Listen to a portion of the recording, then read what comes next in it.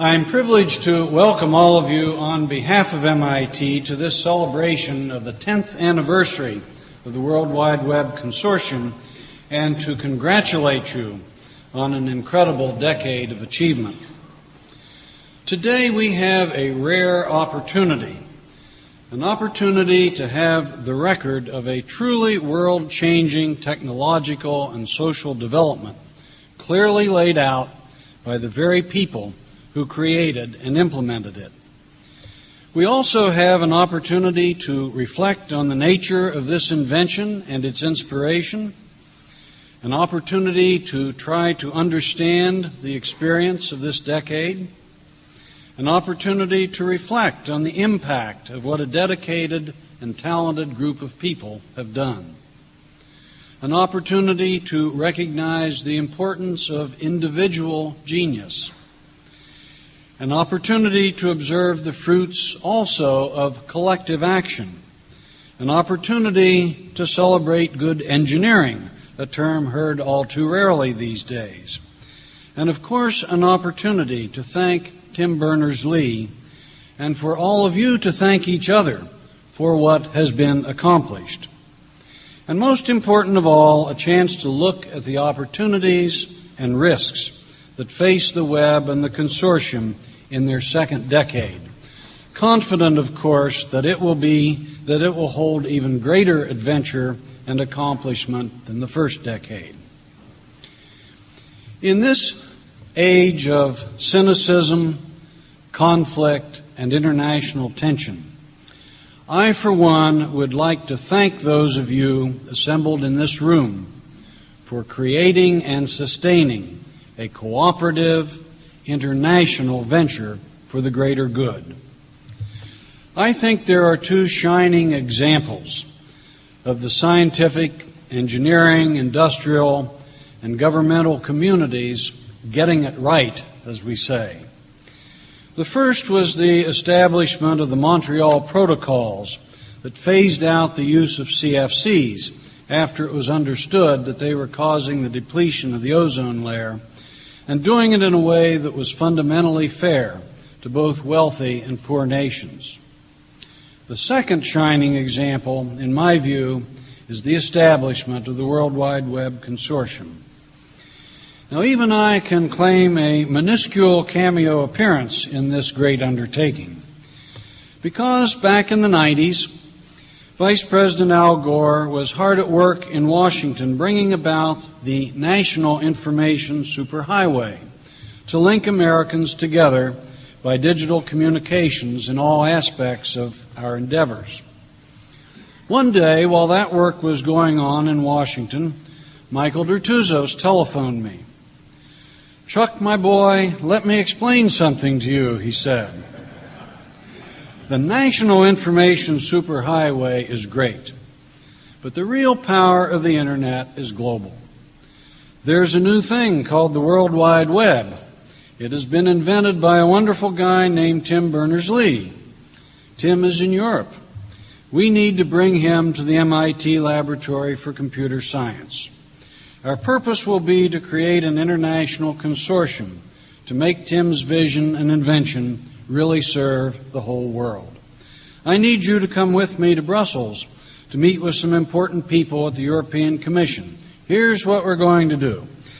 So off we went to meet with Commissioner Bangeman and George Metakides and many others for Michael to lay some very important groundwork.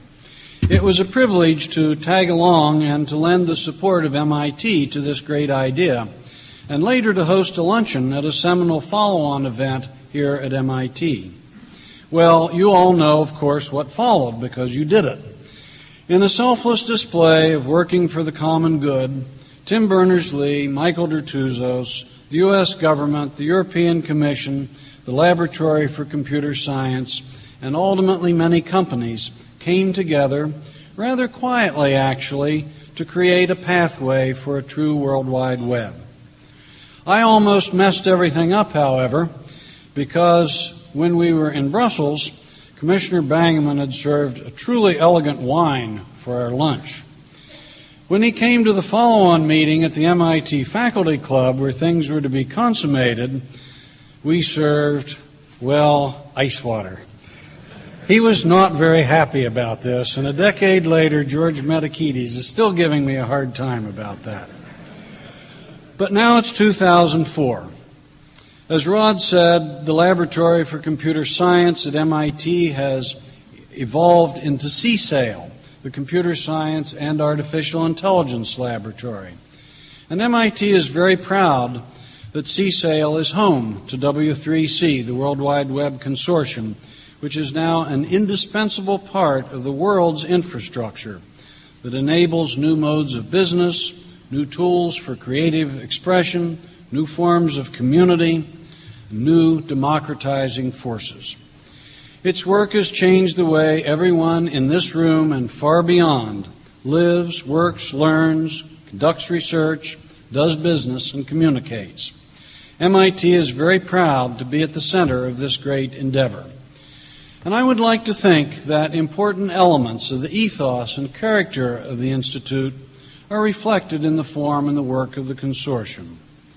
An open, collegial, collaborative environment, a respect for individuals and their contributions at every level, a belief that technology, well conceived and well executed, can be a positive force in the world, a spirit of taking on big, important challenges, and an ethic of reaching for the next horizon. Of course, MIT, like all forward-looking organizations, has in turn benefited greatly from the work of the consortium in the way we conduct our core activities of teaching and research. This is true at every stage of what we do, from students applying for admission online to the conduct of internationally collaborative research to the MIT Open Courseware initiative that Rod has just described to you. I want to thank all of you for making this possible. You have truly changed the world for the better. Congratulations, and keep it up in the next decade. Thank you.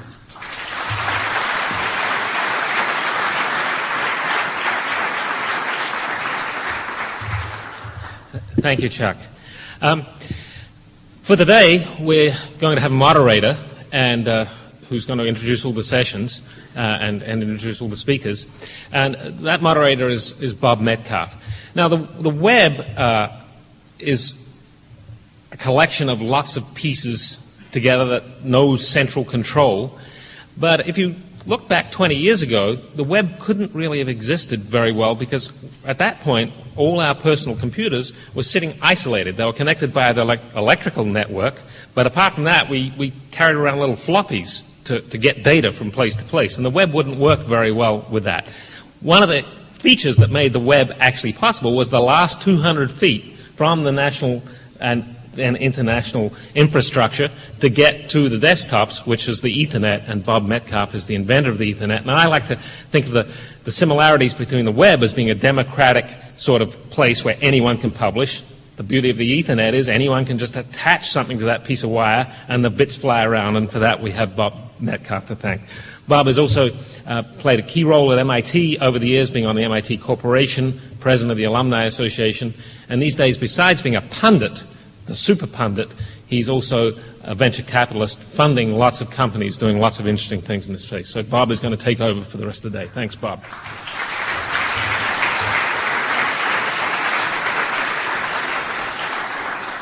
Thank you, Professor Brooks, for that introduction. Of all the introductions I've ever received, that was certainly the most recent.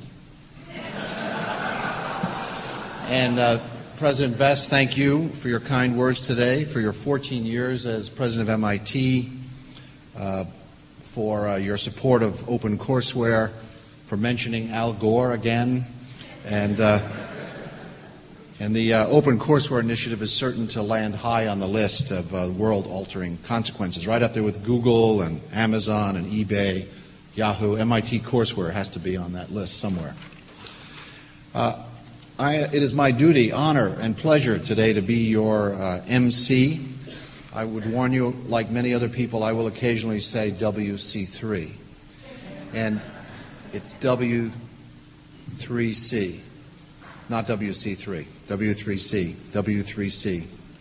The W3C is the steward of the World Wide Web, and today we will celebrate the first 10 years, 10 successful years of this stewardship. So please let us now commemorate those 10 years with a round of applause for the World Wide Web.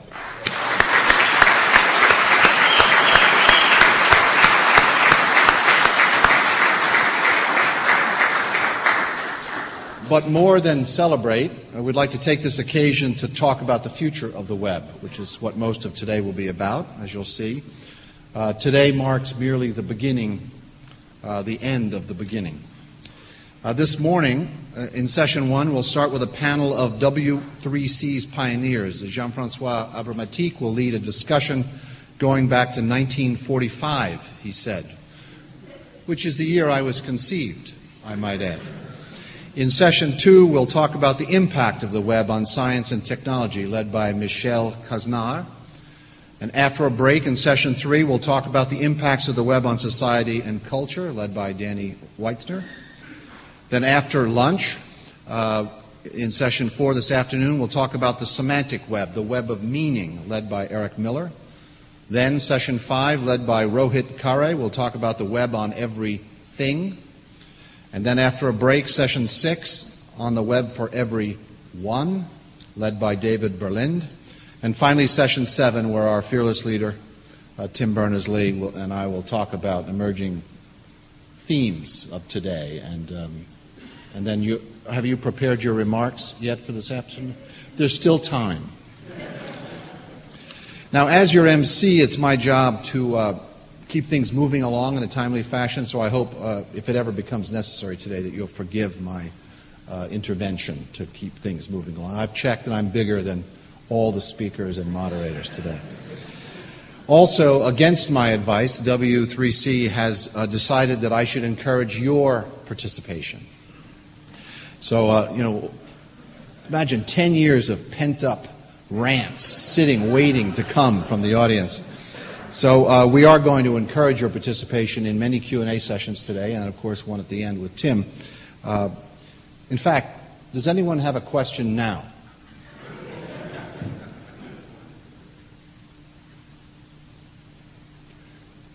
You're apparently not warmed up yet, but you're going to have other opportunities. So without further ado, let's begin session one, how it all started.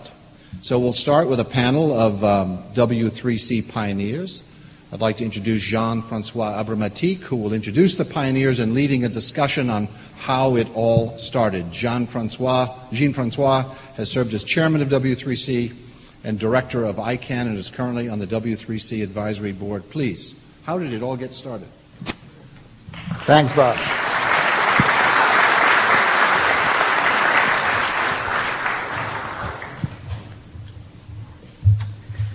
Okay, so while the panel is finding its seats, so first of all, good morning to you all. It's a real pleasure to have the opportunity to look at 10 years backward. We'll do that for an hour only. Then, as Bob just said, we'll look into the future.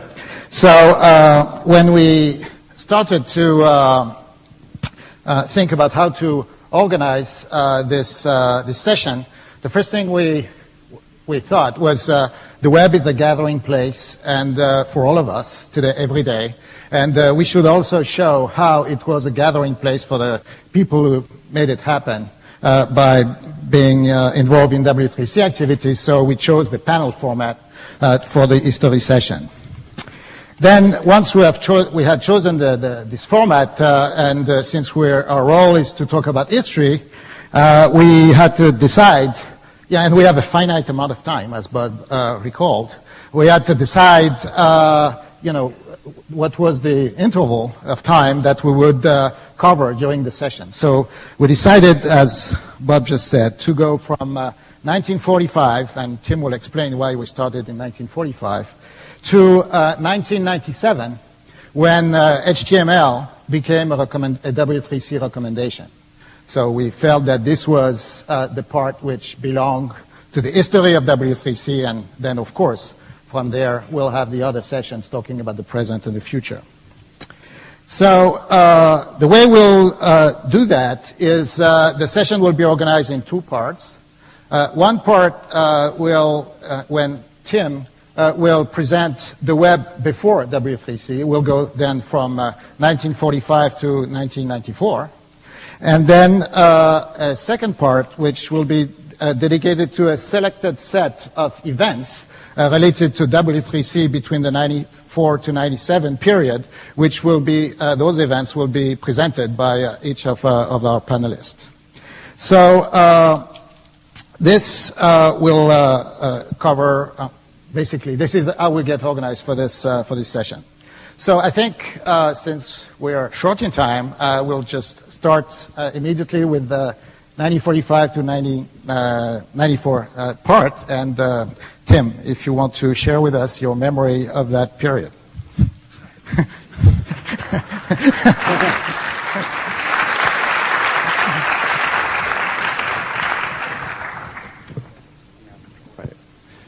Well, okay, so I was not conceived in 1945, so my memory of that particular area was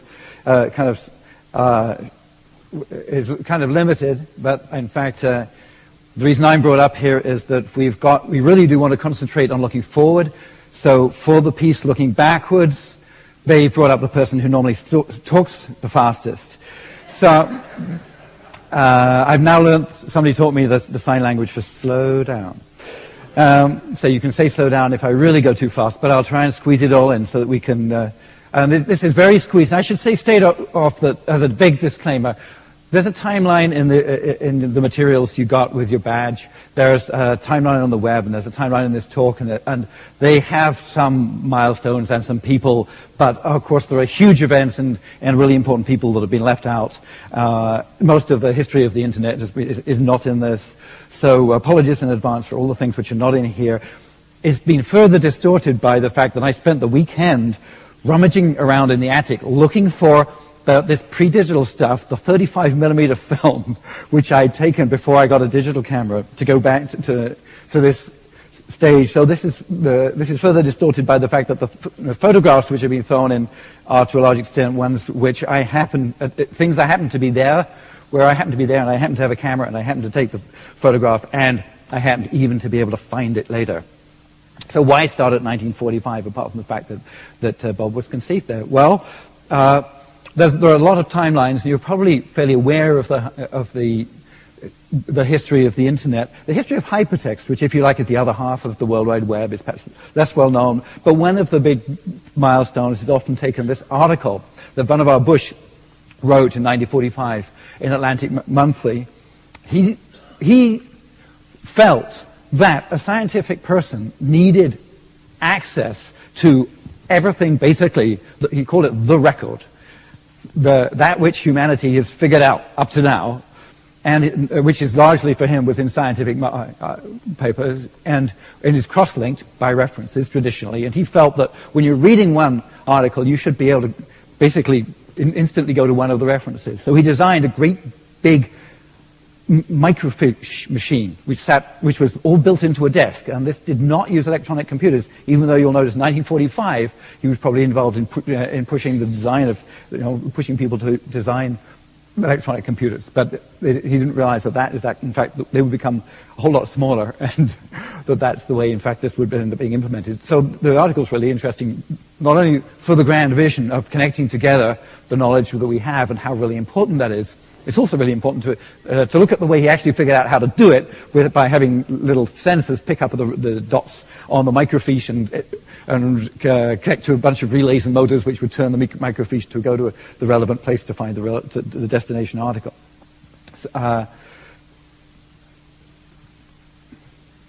So there is a thread. There are threads of communication, and there's threads of human-computer interaction. And J.C.R. Licklider I think is probably one of the people who started putting them together early on. Michael de Touzos, of course, put them together very much with later on. And in '62, another serious milestone was Doug Engelbart. Now, Doug Engelbart not only wrote about this stuff, he actually wrote it. He made it.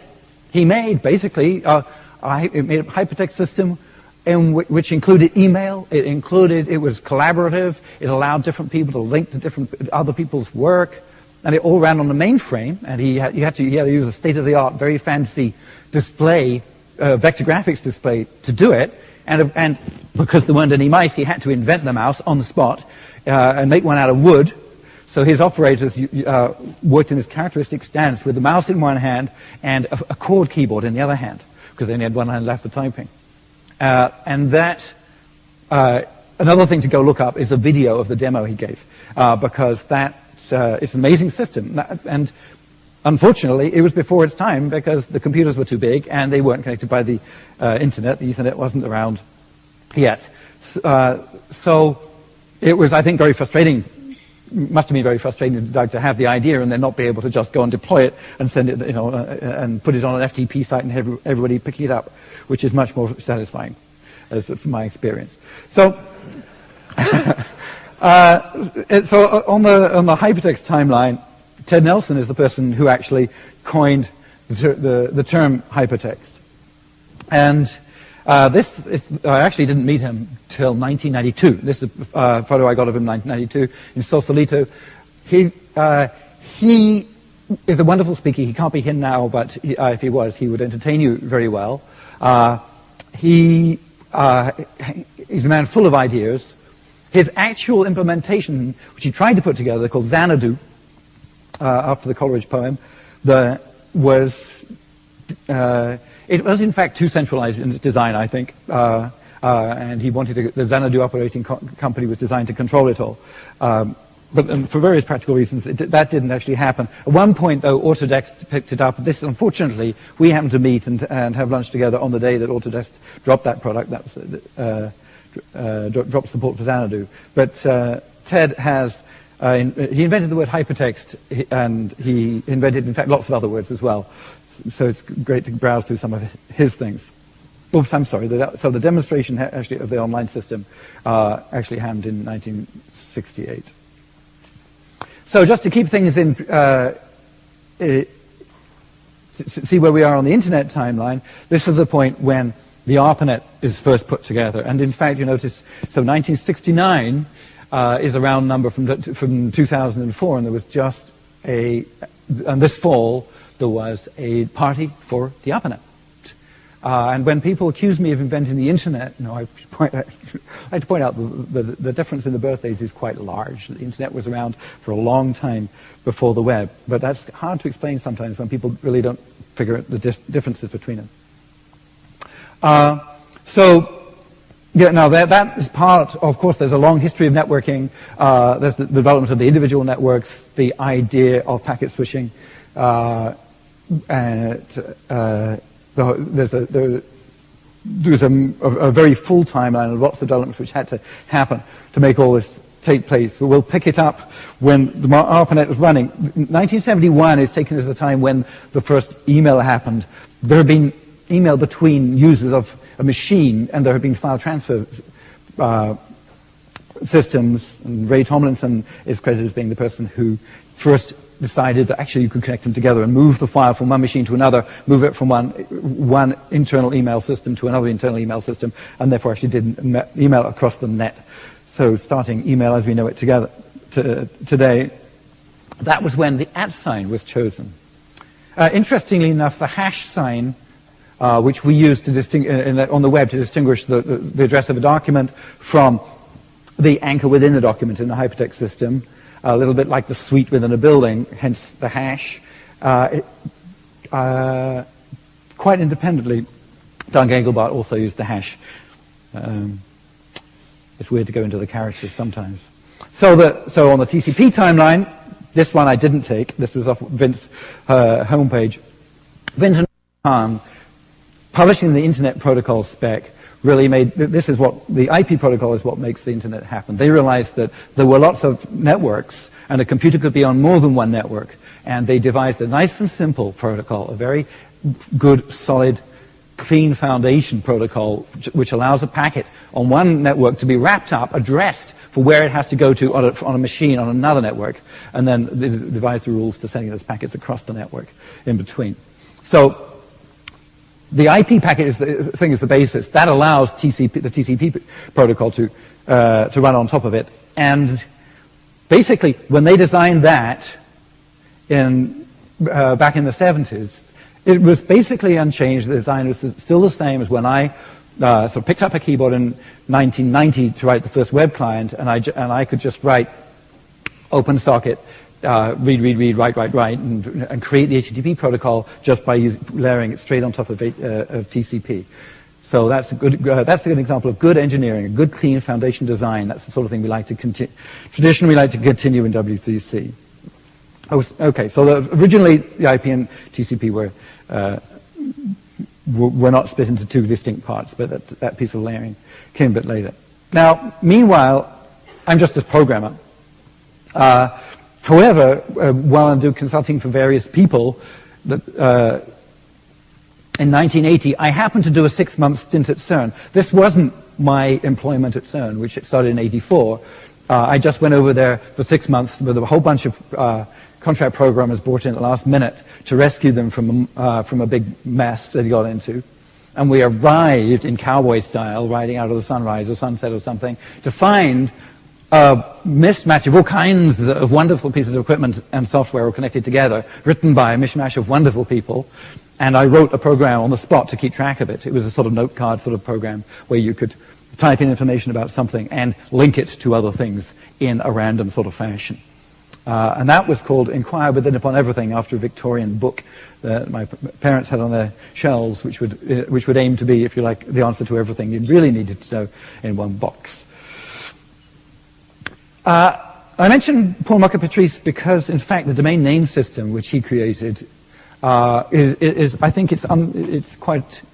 People don't realize. You don't often know how many people will recognize Paul's face. Actually, the domain name system. Okay, Tim. The domain name system actually is a really important part of the internet. A lot of things depend on it, and as we've seen recently, running it with ICANN has become, because it's such an important part, it's become very political at times, and the fact that you have to charge money for it has made it suddenly a big focus. But it arrived with relatively little sort of celebration at the time, but is in fact a very important part of the internet infrastructure. So I went back to CERN. I applied for a fellowship. A fellowship is the sort of thing, I think they said it was 1 year with a possible extension to 2. And I went there in 1984. I bought a car with an English steering wheel so that I could, because I imagined I'd be going straight back to England, end up staying for 10 years, and driving this strange car around all over Switzerland and France. And when I'd been there for 5 years, I'd worked on a number of projects, and I was kind of having the same feeling again. And so, and in fact, there were lots of documentation systems, and as I had a bit more time then, I actually wrote code to suck stuff out of one documentation system and put it into another one, in various combinations, to take it out of the VAX VMS help system and wrap it up as though it was part of the IBM documentation system or something, so that you could look at them all together. And when you do that sort of conversion after a while, then the engineer naturally, particularly software engineer, tends to generalize and think, well, we've got many similar things, can we treat them with generality? And so hence the concept, let's make all this conversion unnecessary by making just an abstract information space which, being abstract, comprises them all and isn't bound by any of the constraints of any particular platform. So hence the idea of the web. And in '89, I wrote a memo, put it around, saying, why don't we do this? But CERN, of course, isn't a software place, it's a high-energy physics place. And they have a lot of very, very important traps in place to stop high-energy physics being dropped by when everybody going off and rewriting all the software there was, because, of course, high-energy physicists are very creative people, and writing software is fun. So it's quite difficult to get that sort of thing adopted. And in fact, a year later, when I said at some coffee, wouldn't it be nice to have hypertext systems? Somebody said, yes, what sort of hypertext system? I said, well, what about this, the memo? What memo? Why don't you publish that again? So I published it again, and again, nothing happened. But now at the time I was working for Mike Sendel, who unfortunately Mike's passed away now, but Robert Caillou, who's later my collaborator, found in his desk a copy of this memo with in pencil on the top corner something like vague but exciting. And then it happened that in September, there was a sort of a lull, and I wanted to buy a Next machine, because the Next machine it ran a really cool operating system, and it had lots of nice features, and I wanted to play with it. And he thought that was a good idea, that we should just evaluate it. So we got 2 evaluation copies, and he said, well, if you're going to evaluate it, you're going to have to write some program on it. So we need some sort of play program. How about that hypertext thing you were talking about? So the Next came in September, and about in October I started programming it. And the Next was a beautiful development environment. It was very quick. By December, I had the first browser working. December was a pretty hard deadline, actually, because we were expecting our first child at that point, which was, in fact, much more exciting than the World Wide Web program. So if my memory of that time, fades, it was a much more important event coming up, which in fact happened on January the 1st of 1991. So I think I just packaged up what software I had, gave it a release date of 12.25, and put it out for anybody at CERN to use at the time. Didn't publish it very much, just beyond the high energy physics area at the time. Oh, this is a screen dump. Actually, the first version in those days, Next were all black and white. But this is what the browser looked like. You can imagine that I've been at my home page and clicked on something. When you clicked on a link, it opened another window in those days every time. So I've gone to the virtual library. I found a list of information about different subjects. I've gone to high energy physics. I found CERN. I've gone to an experiment called Atlas, and I found a big picture of the detector. So that's the screen dump. And I don't think anybody's got the thing running unless you have a historical Nextcube still running. But we've wondered about resuscitating that browser. Of course, the interesting about it, from my point of view, is it was an editor. You could actually make a link just by highlighting something, hitting a key, and then highlighting something else, and it would put a link between the two things. You press save, and the link would exist on the web. So next thing on the timeline is my meeting this hypertext community, which had been running along, of course, happily.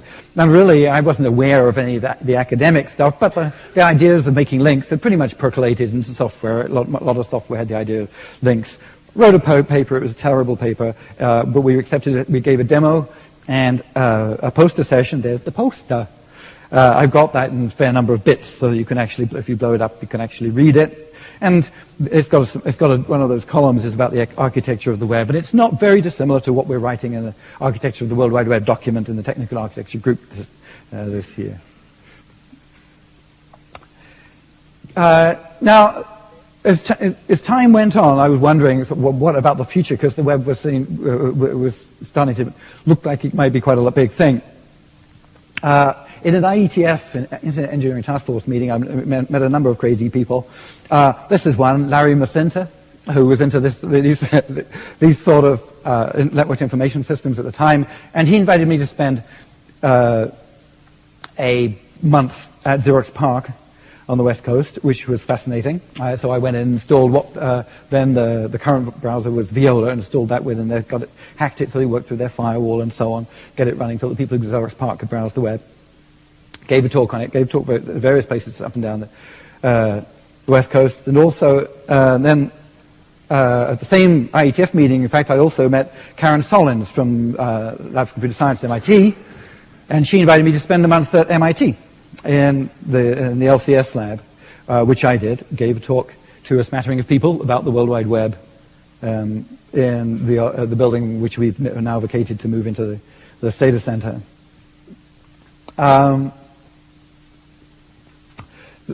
The spread, I suppose, went mostly through high energy physics, because Robert Caillou, who was my chief, we didn't find a picture of Robert trying to put in the slides, unfortunately, who joined me and spent a lot of time looking for resources and trying to justify the web and push the web and evangelize the web.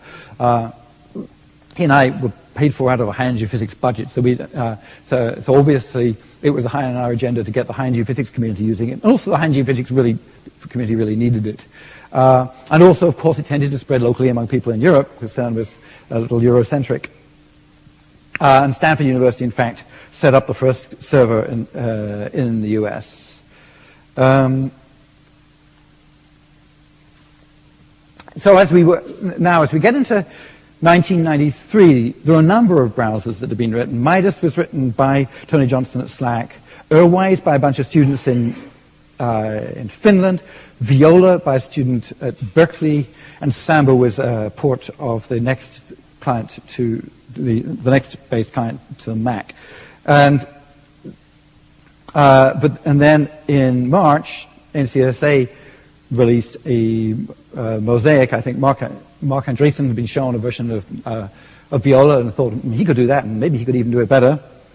This is a photo I got of him at the World Wide Web Wizards Workshop, which, we've got a slide on that coming up. So this is really the time when the net is taking off seriously, and everybody's starting to wonder about the future of it.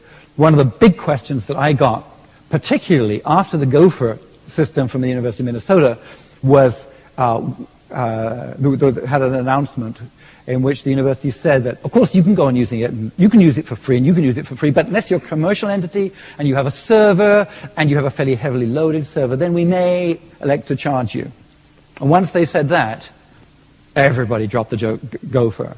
The geeks in the garages dropped it because they just, they didn't want to go there. Large companies dropped it because their lawyers told you may not go there, you may not read the code, you may not do anything related with Gopher if there's intellectual property in it. And so everybody immediately turned to me and said, okay, Tim, what's the story with World Wide Web? And by that time, I'd already been trying to persuade CERN for 12 months to actually get the, to put it in the public domain or put some sort of open source license on it. And Robert pushed that very hard. And in fact, on the 30th of April, we got a signed and stamped document from the CERN directorate saying CERN will not charge, this will be completely royalty-free. So that's an important point, which added a lot to the stability of the web. And in June, Dale Doherty,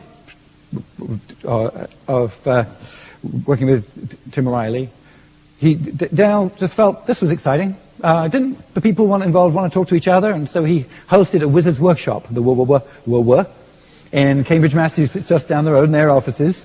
I think it was known as the first World Wide Web Wizards Workshop. I think it was the last World Wide Web Wizards Workshop. But it was a great event.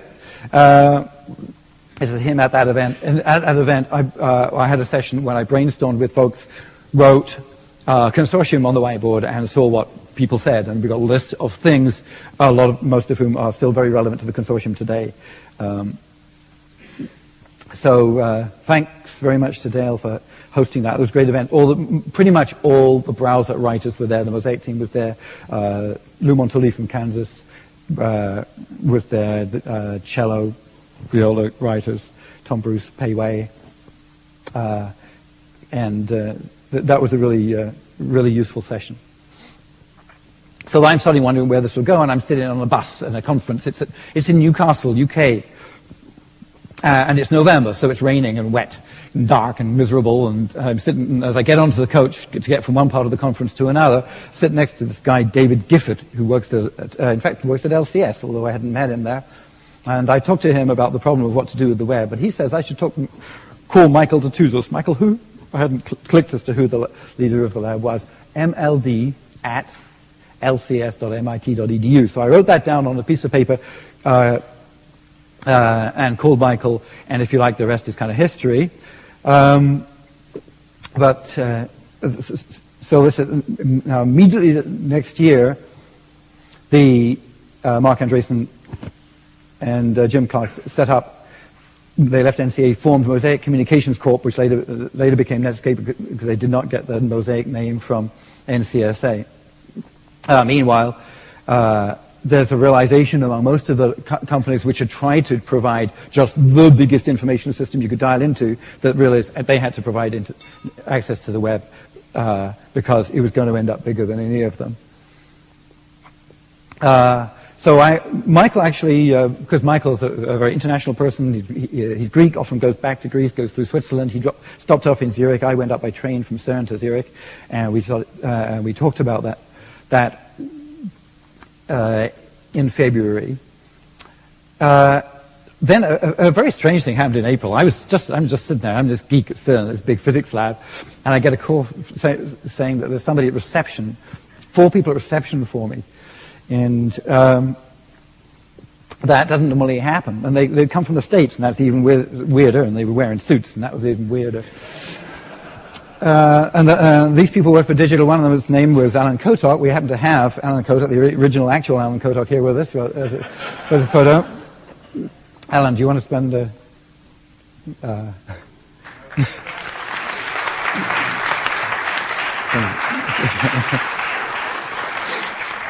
We were going to conduct the panel sitting down, but since I was hidden behind there, I thought I'd come up. So yes, I'm Alan Kotok, and then, from the 60s into the 90s, I was at Digital Equipment, and in 1993, I found myself in a group called the Corporate Strategy Group. Now, I think all these companies, the big companies, thought they had to have such a group. They never listened to them, but there I was, and we were looking for new businesses for digital. For some of you who may go back, think of those days, there was this term convergence that was big in those days. We were talking about the telephone companies, the computer companies, and the entertainment companies were somehow all going to merge and bring you the future. And the future killer app was video on demand. So that's where we were in the beginning of the 90s. But early in 1994, one of my colleagues came running into my office and said, "Oh, you got to see this thing. It's called the World Wide Web." And we had been using some of the older internet applications, but we had an X terminal.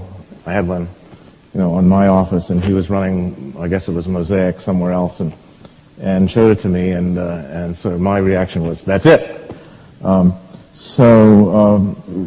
In this little group, we formed a task force to sort of investigate bring Digital Equipment into an internet-focused business unit of some sort.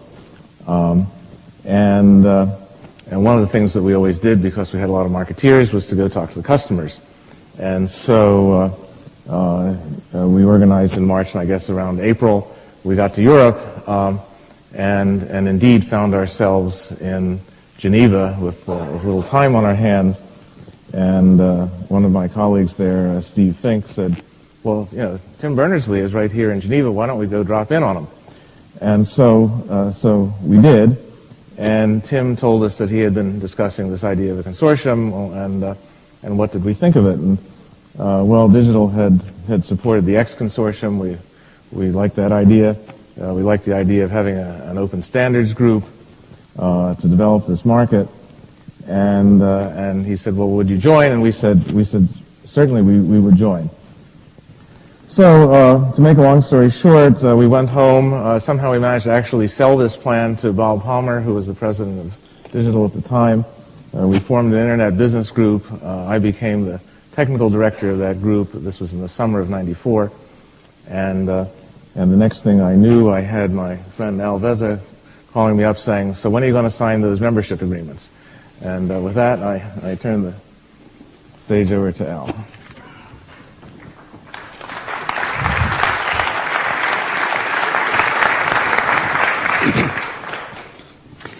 I'm going to back up a little bit.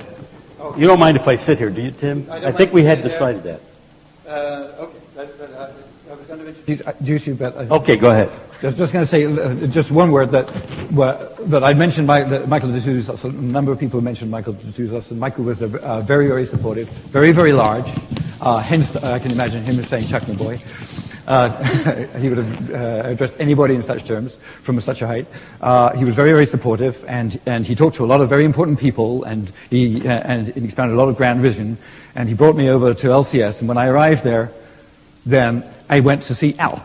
And Al, who's the associate director of the lab, he asked me, so what is this? So how's it going to work? What's the contract going to look like? What sort of organization is it? How many people are you going to have? What's the budget going to look like for the first 5 years? And basically, do you know anything about what the sort of thing you put together? And the answer clearly was A, no, I didn't. B, yes, he did.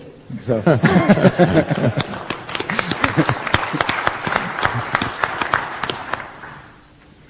going to back up a little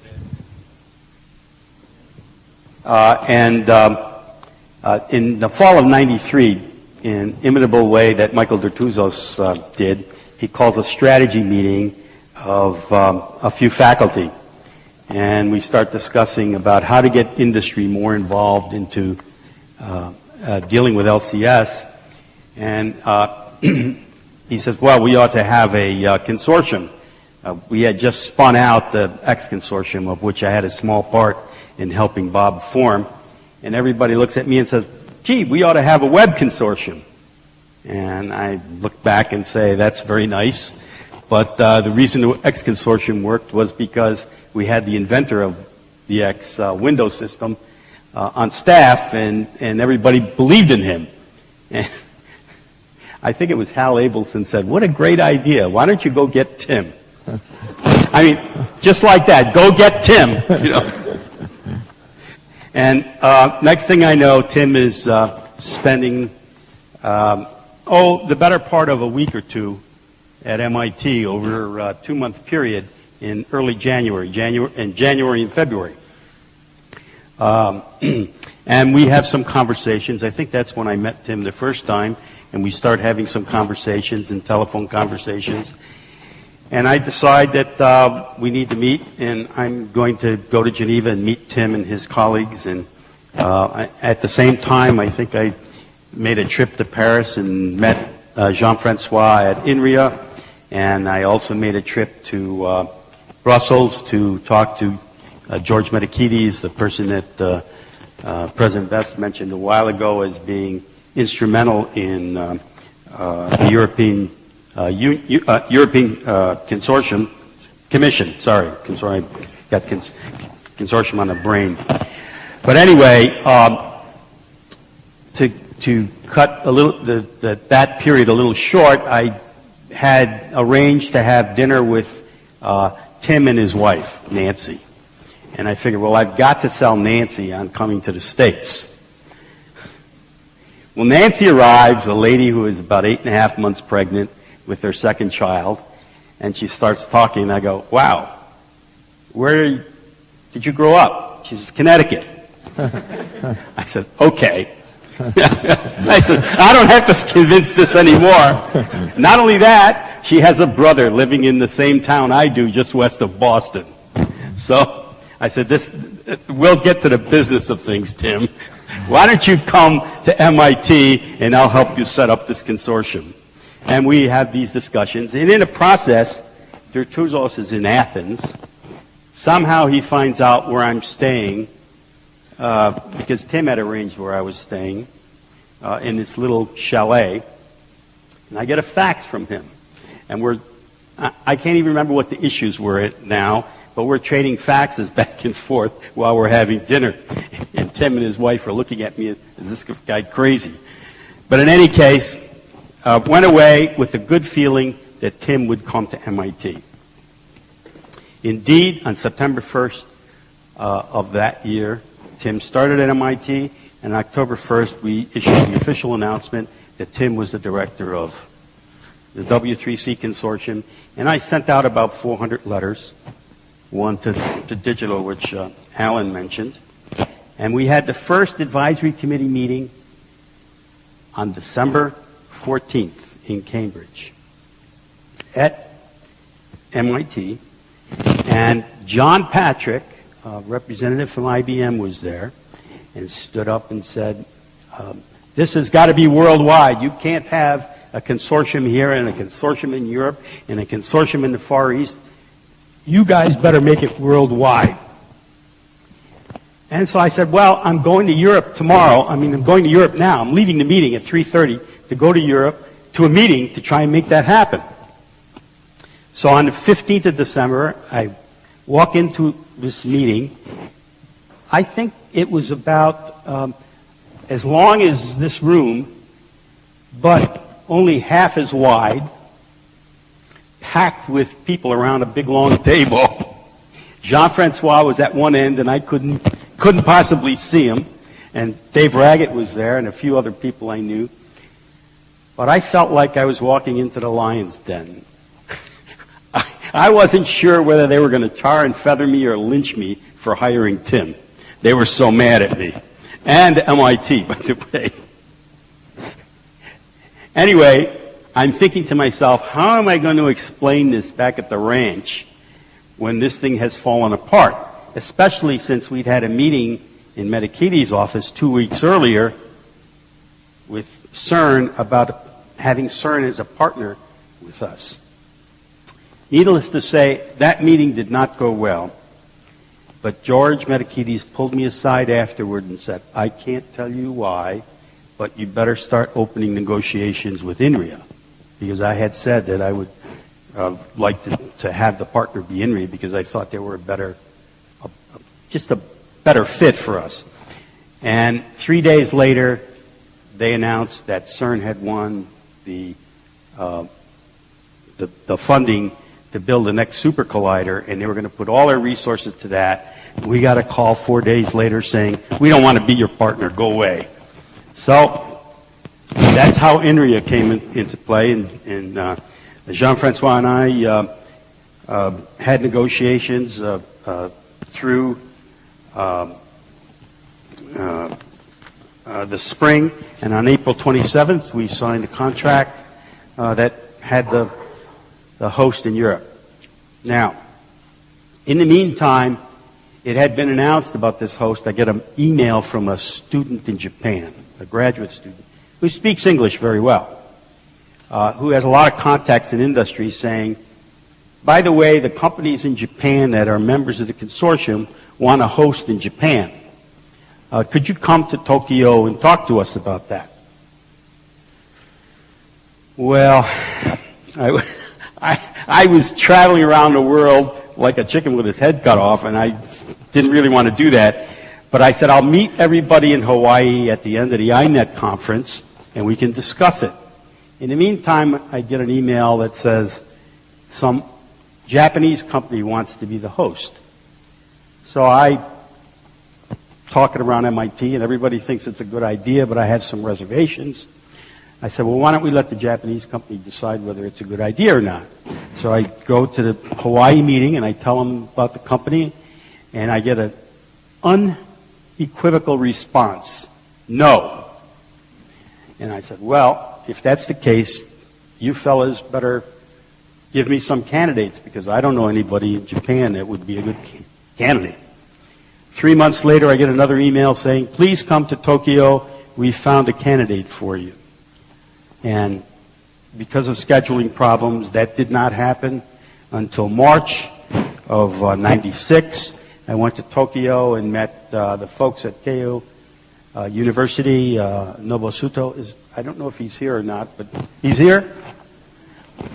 Hi. And we started negotiations, and one of my last acts before I retired from MIT was to see that that contract was signed on August 23rd of 1995. And that ends my story of this history, and Jean-Francois takes over as chairman.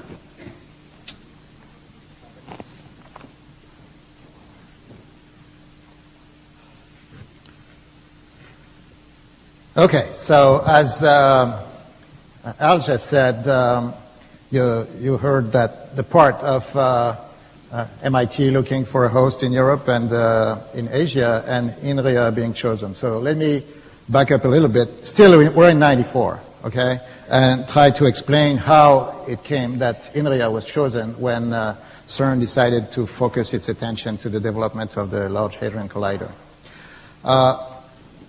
It started actually in February '94 when Robert Caillot and Tim Berners-Lee, having seen one of the result of our research projects, the name of the software was GRIF. It was a structured document editor, and they had seen it in a conference, I guess, in Holland.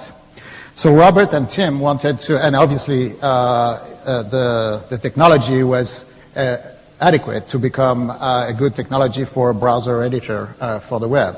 So Robert and Tim were trying to get in touch with us at INRIA. And this project had been run by Vincent Quin. Vincent later became user interaction domain leader at W3C, and he had developed this structured document editor called GRIF together with Irene Vaton, who as well came on the W3C team. So, of course, it was reasonably, I wouldn't say easy, but feasible to develop from the technology they had done to develop a browser editor for the web. And of course, when the web technology came out, they undertook that effort. And so when Robert and Tim tried to get in touch with INRIA, we had some research and development going on. Second thing is that at the time, the president of CERN, so that's the way things sometimes work in Europe, the president of CERN was Hubert Curien, who had been before the Ministry of Research for France, is a great scientist, but also involved in politics, and of course, in this position, knew INRIA very well. So when Robert asked, how can we get in touch with INRIA, it became straightforward. Hubert Curien said, let's organize a meeting. And of course, I don't know who mentioned the meeting in Brussels with no wine. Chuck, I guess. Of course, this occurred in France, and it was over lunch. Hubert Curien, Alain Bensoussan were in charge of the lunch, and I was present together with Tim, and of course there was wine, you can guess. Anyway, after a few minutes, Tim and I are discussing about the future, and myself had been involved in, again, the X-Window technology. I had even run a company designing X-Window terminals, so I knew about the X-Window Consortium. So after 2 minutes, Tim and I are discussing about, what could be the consortium and so on and so forth. So I guess, well, you'll have to ask Tim, but that was the first contact that, well, there was a good chance that we could work together. However, at this moment, February 94, the idea was the normal idea, frankly, right, was that if the consortium was to be international, CERN was the obvious European host. Still, during the year 94, we at INRIA get involved in various activities. So participation at the first World Wide Web Conference in Geneva. Then Robert calls me to attend a meeting in Boston in August about the conference series, how we can put that together. So in the next conference, there were conferences every 6 months at the time, right? So the next conference is held in Chicago, organized by the NCSA people. At that conference, I put forward the proposal to host the 5th World Wide Web Conference in Paris. And this was actually my first opportunity to talk with Bob Metcalfe, since at the previous conference he announced that the web will collapse in 1996, exactly the year where I was supposed to run the conference. So anyway, fortunately, Bob had to eat his article because Rohit Khare had said what would happen if the web does not collapse. So, of course, when in December 31st, 1996, obviously the web was still developing, Bob had to to keep with his words, and at the next conference in Santa Clara, ate the article, right?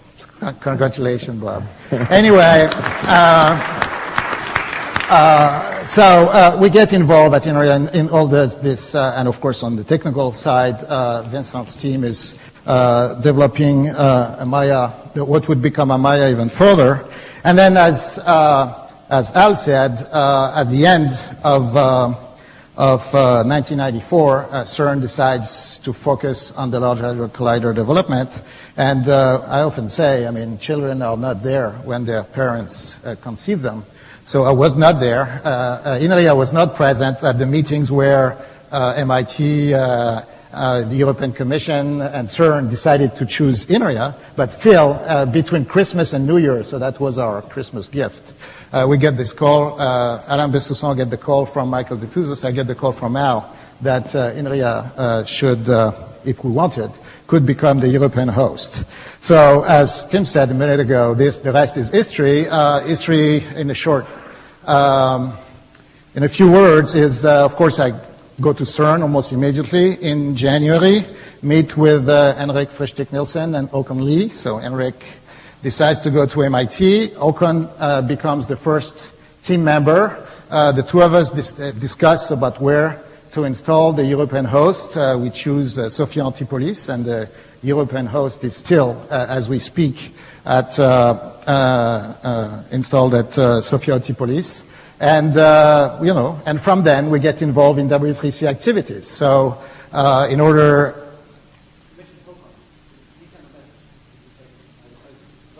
Earlier, you sent one. Okay, so you want to Can we slip it in now? Because we're leaving CERN now. And Håkon is one of the many people who we would like to have here, but couldn't be here. And volume? Audio?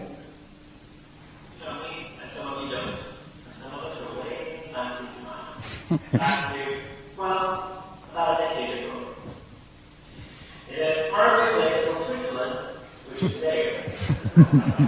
Now, Switzerland is a land of semi-hot mountains and a most racing field.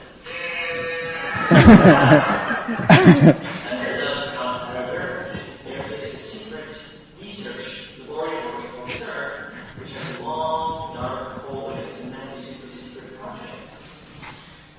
And in that laboratory, a group of individuals worked.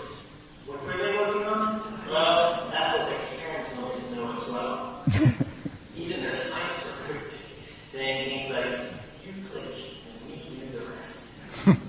Well, actually, it wasn't secret at all. It was just a little hard to explain in the beginning. You see, they were working on the interconnectedness of all things. And little did they realize that if the web they were working on was successful, it promised great things for mankind, as well as many conference pins and a vast accumulation of frequent flyer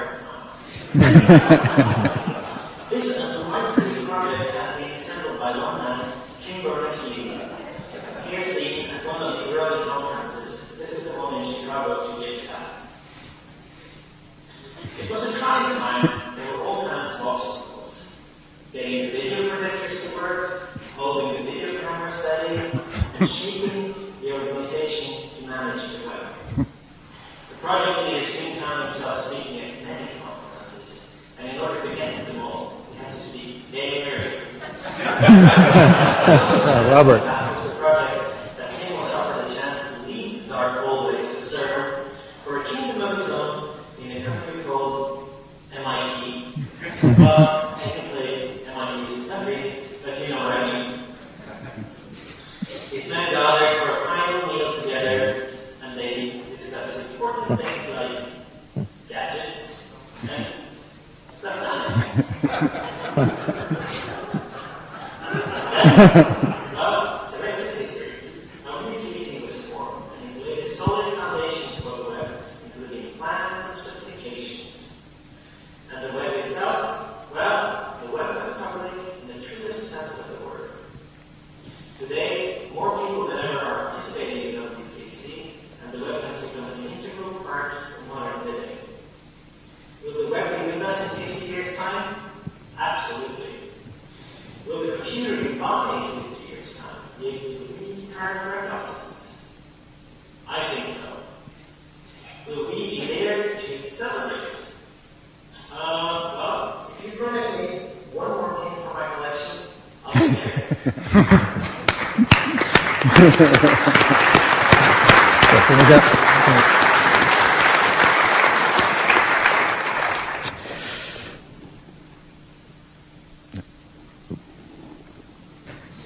Okay, so as I just said, Håkon was the first team member at Sophia Antipolis, and we got involved in various W3C activities. One of them was related to PICS, so David Singer will now tell you the story about it.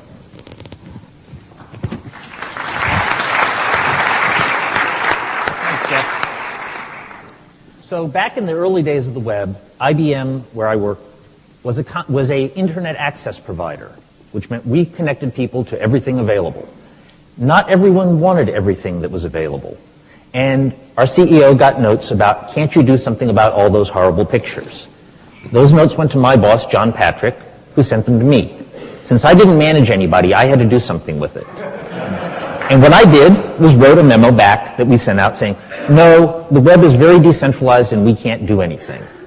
That didn't work for very long. Congress wasn't real happy about this sort of thing, and they proposed something. Senator James Exxon, I think of Nebraska, proposed the Exxon Amendment, which later became the Communications Decency Act, which basically would have provided censorship on the web. It would have gotten rid of the dirty pictures, though. A lot of the people in the industry thought this was a bad idea. Microsoft, Netscape, and Real Networks had formed something called the Information Highway Parental Involvement Group, because we didn't really have the word internet in everybody's vocabulary yet, I guess. And they'd issued a press release saying they were going to have something by the end of '95. And that's what they had, was a press release. In the meantime, IBM had a meeting about electronic banking and electronic commerce. And while we were there, we were asked, and can't you do something about this porn stuff? So we had all sorts of cryptographers there, people who had very good technical skills, and they went off and built something called Secure Electronic Transactions for e-commerce, a technical success. But I wasn't a cryptographer. I said, well, porn, that sounds interesting. Let me write a little proposal. So I wrote a little file called Porn Proposal. Fortunately, we didn't have people looking at file names on our systems in those days. And I proposed a third-party rating system that would let you identify whether a website or even a particular page on a website was okay or not on a 0 to 9 scale. So I took that back when Microsoft asked us to join the IHPEG and said, we'd like to work with you, but we want to do it under the auspices of the W3C. We already have one standards organization in this area, and that's probably enough. And after some interesting negotiations, they agreed to do that, and we had a meeting in New York City with some non-members to try to produce a strategy for dealing with the Communications Decency Act. We had some interesting proposals at that meeting. We had one that was incredibly detailed, a very binary rating scheme with a bit for this contains scenes of nudity, another bit for this contains scenes of extreme poverty, another bit for this contains, enormous detail, but really represented one set of values. And it was fairly clear to me and to some others that that wasn't the right thing. What we needed to be doing was providing a mechanism that was policy neutral, that people could build policies from. And so we came out of that meeting with a 2-track strategy. One was what we called the communications tract, but if you want to be honest, it was the political tract, explaining why the industry could be trusted to do something with this and why legislation wasn't required and why it was a worldwide problem, not just a U.S. problem. And the other was the technical tract. I was one of the editors of the recommendation that came out of the technical tract. Jim Miller, who was at MIT at the time, came out to my office one day, and we worked on it. And we came this close to inventing XML. Lots of tags for lots of things to carry this. But Jim said, no, I've got this S expression parser because I'm a Lisp bigot that we can use. So we don't have to write any code, and we only need one tag. And so that's how PIX took on its structure with S expressions and numerical values because we made it fit the code. PIX was the first set of recommendations to come out of W3C. We beat HTML and we beat CSS, and there were 2 reasons for that. And I'm not sure which was more important. One was that we had a very clear goal. Even though if you look in the recommendation, it's values-free, it's mechanism only, the examples are all very neutral, we really knew what it was going to be used for. We really knew it was intended to rate content for suitability.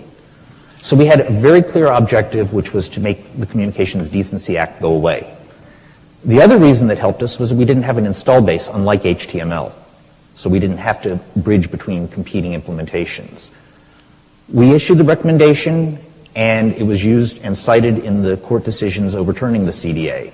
So that was W3C's first effort in technology and society.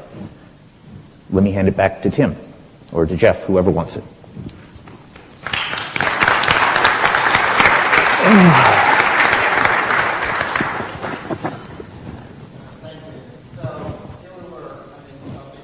Recommendations, and of course the way the organization was still young in 1996, and so here we had this very regular meetings 2 times a year called advisory committee meetings. Actually, we have one in the next 2 days.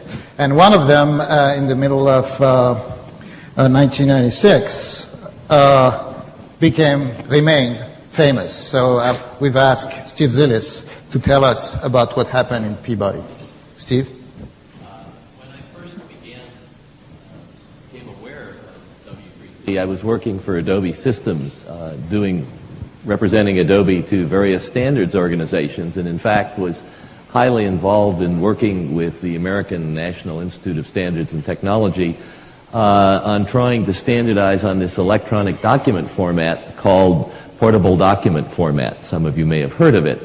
And I heard about this phenomenon that sort of was growing at the time, something called the World Wide Web.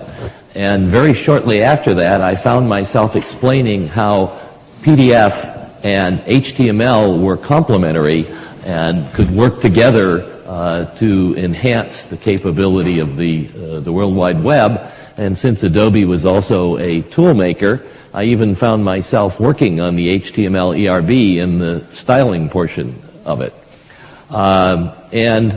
Since I was sort of involved in the organization, I was also the AC rep.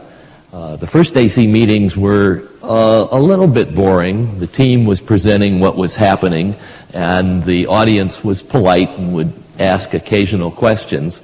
But then the W3C sort of had this success disaster. The success was that the membership was growing, and the opportunities for W3C to get involved, such as PICS, were also growing. And the communication mechanism was a semi-annual meeting. And so when some of the people showed up at the semi-annual meeting and heard about things that they hadn't heard about before, and occasionally their management had asked them about and didn't know anything about, there was sort of a mild rebellion on the part of the membership. The good news of this mild rebellion was the membership really wanted to get involved in what was happening in the W3C. And they wanted to take an active role in making that happen. And as a part of that, they also wanted to get involved in somewhat structuring what was happening. So basically at the Peabody meeting, Tim, at the sort of reception, such as the one that we're going to have tonight, that sort of is associated with all these meetings, a bunch of people sort of backed Tim in a corner and sort of said, you need some advice from your members on how to do this and how to do that, how to do the technical stuff. And as a result, we got a process called the process ERB,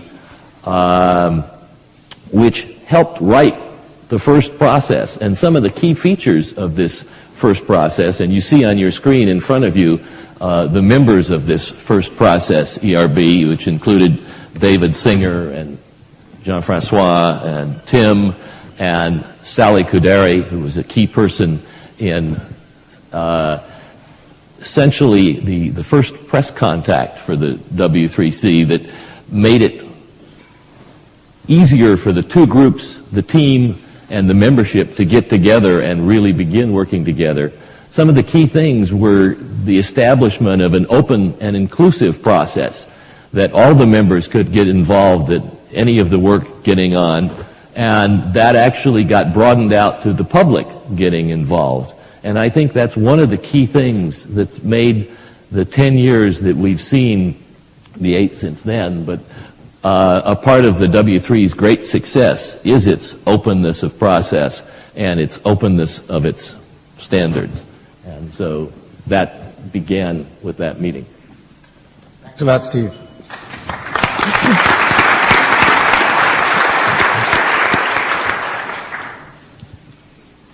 And one of the very first use of that process that we had designed together was to apply it to the design of HTML. So now Dave Raggett will tell us how HTML became a W3C recommendation. Dave? Thank you. So good morning. As the last speaker in this session, I hope you'll bear with me. I'm going to go back just a few years to 1990 and explain a bit about how work on HTML standards got going and then how that got picked up in the W3C. So I got involved in work on hypertext when I was working at HP Labs in 1990, and we were doing a project on applying hypertext to expert systems for ordering HP workstations. Anyway, the project was sort of inspired by Bill Atkinson's HyperCard, which is sort of a very important application on the Macintosh. And the application was very, very successful, and that whetted our appetite for doing business applications of hypertext. And unfortunately, a shift in corporate priorities meant that we abandoned that work, but that only left me keen to do more. And I soon came across Tim Berners-Lee's project in CERN, and flew with my boss, Martin Merry, off to see him late in the fall of '92, and never looked back. We've gone really well, talking at very high speed, of course, being British, talking about how we could enrich HTML to build these kind of business applications and what we needed to do to HTTP. And when I got back, I immediately started coding up a browser and a web server and so forth, and joined in the list that Tim had set up at CERN, the www talk. And that list, there's a group of enthusiastic browser writers from across the world thinking about ideas for how we should evolve like HTML and HTTP. And by July '93, this led to a first draft, sort of internet draft, because at that time we were working really within the ITF kind of process. And later that year, was invited along with some of the other browser writers. This, I guess, wasn't called a wizard's workshop as such. But anyway, it was paid for, I think, by the Irish government, and they flew us all out to Cork, and Peter Flynn hosted the meeting at UCC. And it's a kind of a meeting between the web and the text encoding initiative. And we argued about this and that. And actually, the link for that is still available. You can see what we decided. Anyway, then there was lots of conferences happened in rapid succession. And one of the things which sort of I remember particularly was a meeting with Tim and Dan Connolly the day before the first World Wide Web Conference in CERN, where we discussed about, well, okay, Dan was going to focus on rationalizing what the browsers did today as HTML2, driving that forward in the ITF. And then I would pick up the work I've been doing on this discussion list on HTML+, but we'd rename it because plus didn't seem quite right, so it became HTML 3.0. HTML 3.0 turned out to be more of a marketing name, and as you'll see shortly. Anyway, soon after that, I was invited by Yuri Babinski to what was, I never understood what it meant, an SGML Open Summer Camp.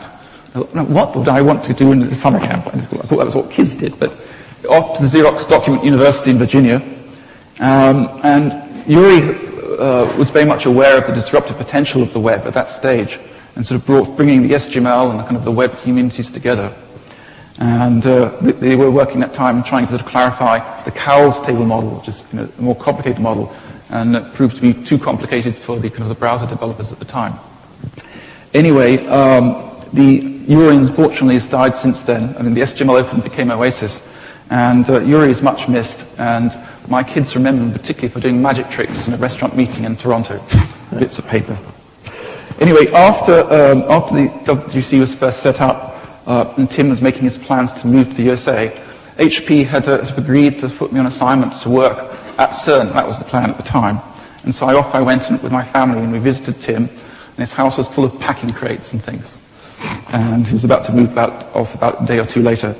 And so he introduced me to François Flucaget, who was working with Robert Caillot, and they were making plans for getting European funding for work on the web standards.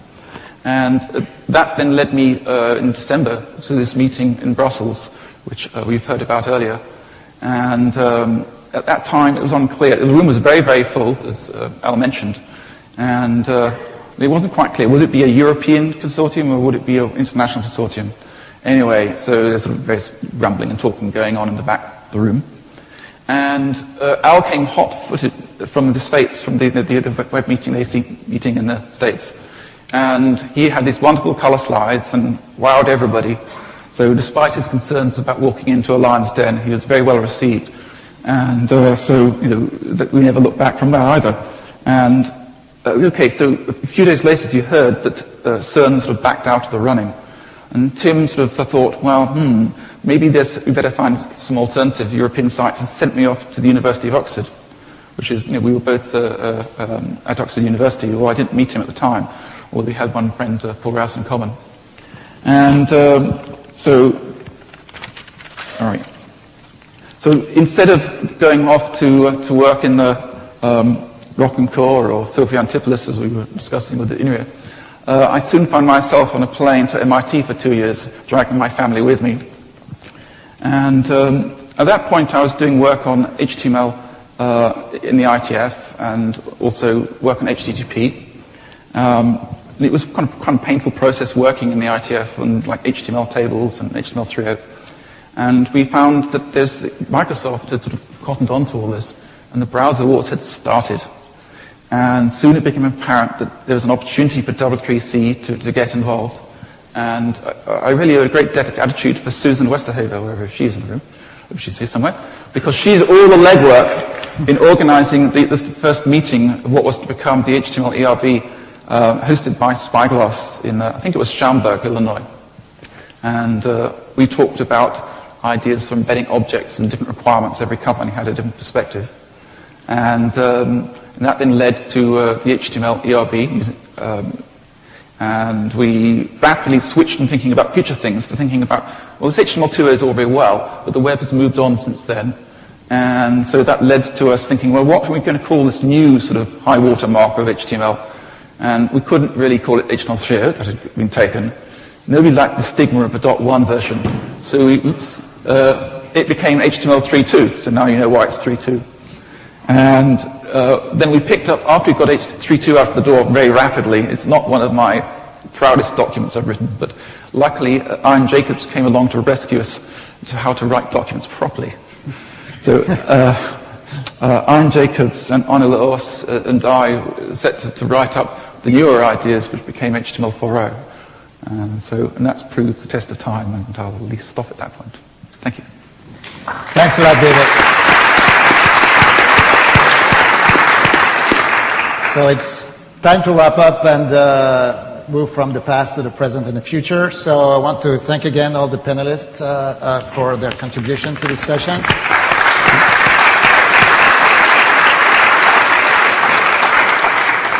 And remind everybody that, yes, we selected a few speakers obviously for the sake of time, but all this work is the result of teamwork, and this is one photo of W3C team taken in 2001. Teamwork, members' work, and as well as public contributing to our development. So thanks to the whole community who made the web happen. Thank you very much. Thank you.